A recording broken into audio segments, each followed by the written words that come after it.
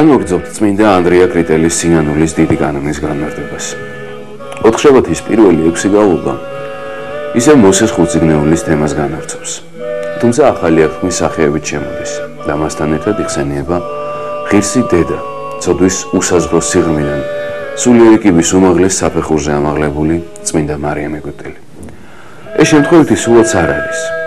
ღირსი მარიამ ეგვიპტელი წყვილების იმედს უნერგავს ყველას, თვით ყველაზე დიდი ცოდვებით დამძიმებულ სულსაც კი.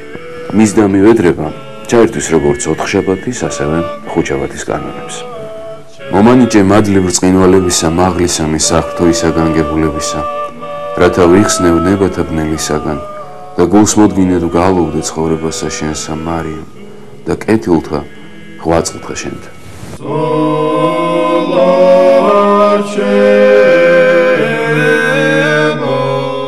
მეორე გალობაში კვლავ კაინი და ლამექი, რომლითანაც საკუთარ მსგავსებას ნახულობს მწოდველი სული. ვის მიემსგავსე შენ, ჰოი მრავალმწოდველო სულო? გარმა თუ პირველსა კაინს და უკეთურსა ლამექს და ქვითა სიბოროტისათა განსტვინენ ხორცნი და ბილწთა ქრთომითა სიკვდით განსწირენ გონება. სამაგიეროდ სრულიად განშორებულია სეთის, ენოსის, ნოეს საქმეებს. იგი აღთქმის კიდევნის გარეთ დარჩენილა. ამიტომ ვერ მიიღო სემის კურთხევა და ვერც აღწეულნი საზღვარნი იაფეთის საებრბოლა ქვეყანასა წმინდასა. რისთვისაც იგი იძულებულია განეშოროს ქარანს, აბრაამის მსგავსად და მასავით ეძებოს აღთქმის ქვეყანა.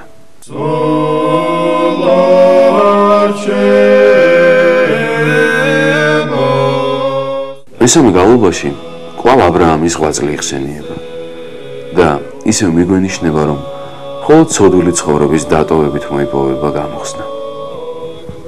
გამოვედ სულო ჩემო ქვეყანით ცოდვისად ხარანით და მივედ სოფლოდ გამომდინარე დუხრწნელებისად, რომელ დაიმკვიდრა აბრაამ. აბრაამმა მამრეს მუხასთან 3 ანგელოზის, ანუ ღმერთის სტუმრობით, საფრთხო მადლი მიიღო, ხოლო ისააკი ქრისტეს მსხვერპლშეწირვის წინასწარმეტყველად იქცა. მამამ თავარმან რაჟამს მუხასათანა მამბრესა ისტუმრდა ანგელოზნი, დაიმკვიდრა მან შემდგომად სიბერისა, მადლი იგი აღთქმისა.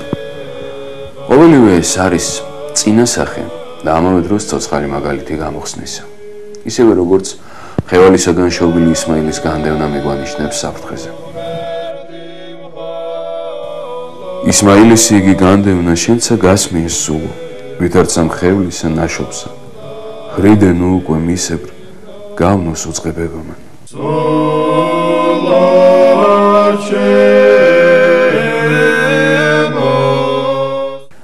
მეოთხე გალობაში უკვე ქრისტეს ჯვარცმის გახსენებას ხვდებით. მაცხოვრის გვერდისაგან გამომდინარე სისხლი და წყალი შენდობისა და წყონების ნიშანია. ქრისტიანში წარდგომილი სული აცნობიერებს, რომ ლამპარი დაშტრდა, ვითარცა უზეთო და სასწლო დაეხშა მირულებულსა. ანუ მთლემარეთათვის სასუფეველის გარე დაიგეტა, ხოლო შეუნანებელი სული გარე განაგდეს.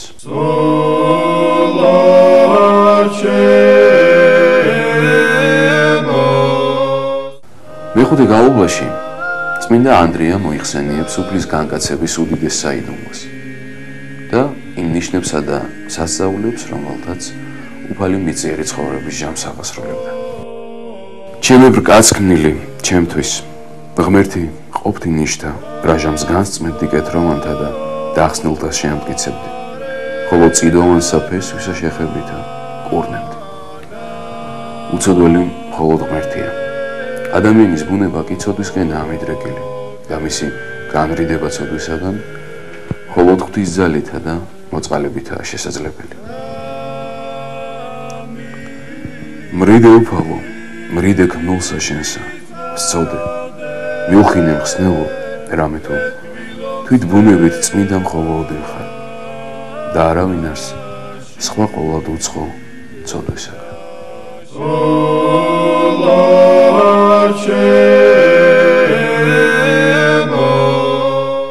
მეექვსე გალობაში კვლავ ჩნდება ახალი აღთქმის სახეები.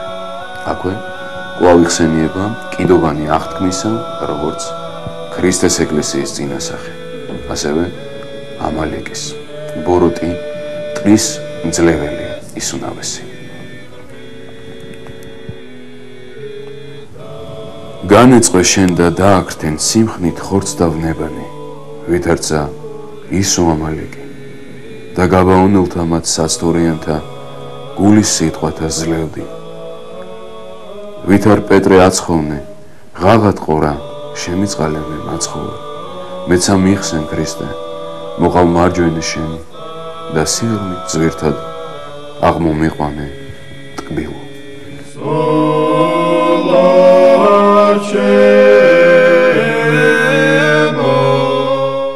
მანასე იუდეაში თავისი მამის ეზეკიას შემდეგ მეფობდა. რამდენადაც ღვთისმოსავი იყო მამა, იმდენად უკეთური გამოდგა შვილი. მან კერპსახურება აღადგინა და ჭეშმარიტ მორწმუნეთა სასტიკი მდევნელიც იყო. მანასე დაისაჯა ღვთისაგან. ასურელებმა იგი ტყვედ ჩაიგდეს, ჯაჭვით შეგრული ბაბილონში ჩაიყვანეს და დილეგში ჩააგდეს. ტყვეობაში ყოფნა მანასე დაანგაბლა. შეინანა თავისი უსჯულოება და ჭეშმარიტ ღმერთს წოდების მიტევება შესთხოვა. უფალმა იგი შეიწყალა. მანასემ ყველას თავი დააღწია, სამეფო ტახტი დაიბრუნა და ჭეშმარიტი ღვთისმსახურება აღადგინა. მანასეს სინანულზე მეტყველებს მისი ცნობილი ლოცვა. წოდე უფალო, უფრო ის რიცხვის საზღვის ქვეშისა, განმრავლდეს უსჯულოებანი ჩემნი და არ აღირს ვარ მე აღღილვად და განცდად სიმაღლესა ცისასა სიმრავლისაგან უსჯულოებათა ჩემთასა.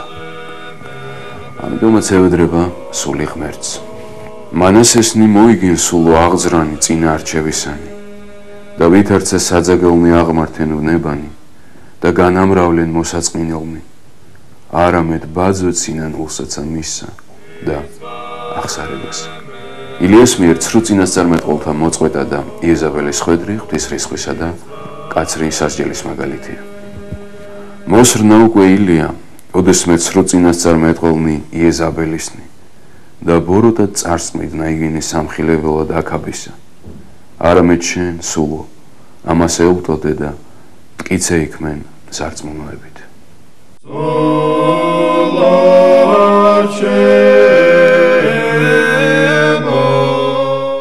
მერვე გალობა, ისევე როგორც დიდი კანონის თითოეული ტროპარი პირველ რიგში სინანულს გადაგებს.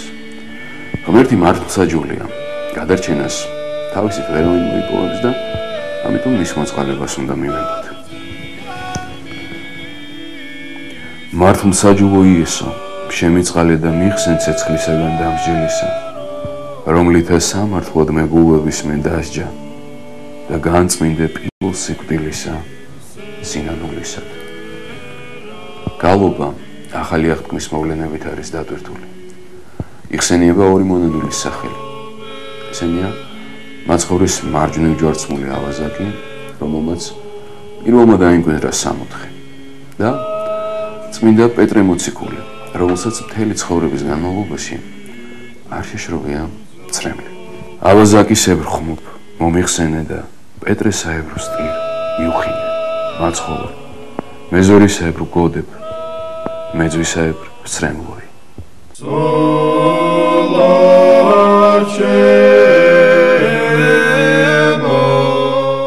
მეცხრე გალობაში ვხედავთ მეზორე ზაქეს, რომელმაც თავისი საქმიანობის მიუხედავად სინანულის საშუალებით მიიღო ცხონება და მეძავს, რომელიც გამართლდა. მეზორე იყო ზაქე, გარნაც ხომდა იგი, ხოლო ფარისეველი სიმონ პურის მტე იქნა და მეძავმან მიიღო მადლი ბრალთა შენდობისა, მისგან რომელსა აქვს ძალი ცოდოთა მიტევებისა, რომლისა პოვნად იღწიეთ სულ.